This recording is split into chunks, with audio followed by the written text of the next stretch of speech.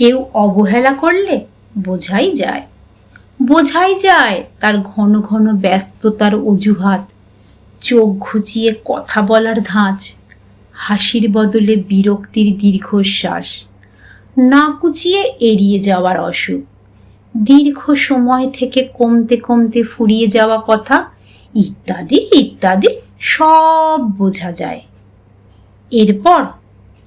এরপর দূরত্ব বাড়ে, কথা আর হয় না, মাস পেরিয়ে যায়, অপেক্ষা করতে থাকা টেলিফোনে কল আর আসে না, মরচে ধরে যায় সম্পর্কে। ওই যে দুঃখ পাওয়া, বুকে যাতনা পুষে রাখা মানুষ, সে বুঝে যায় যে সে কেবল প্রয়োজনই ছিল, প্রিয়জন হতে পারেনি কখনো।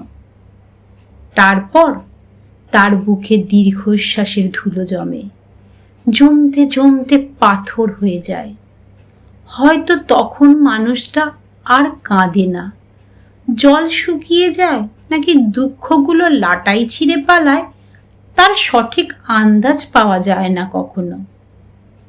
মানুষটা চুপচাপ হয়ে যায়, দেখে বোঝার সাধ্য থাকে না এই মানুষটাই একসময় উড়ে বেড়াতো খুব করে, মুখ ফিরিয়ে নেয় বিশ্বাস নামক শব্দ থেকে।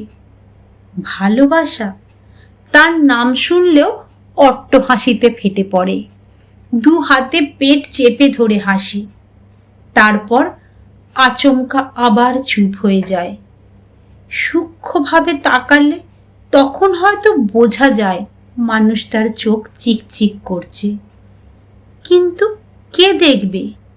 কে সরিয়ে দেবে বুকের ভেতরের জীবন্ত ক্ষত? কেই বা ভুলিয়ে দেবে বিশ্বাসের বিশ্বাসঘাতকতা? কেউ না। তাই হয়তো মানুষটার আর প্রিয়জন হওয়া হয় না কারো। কলমে সাহিব হোসেন ধ্রুব, পাঠে চৈতালি সেন।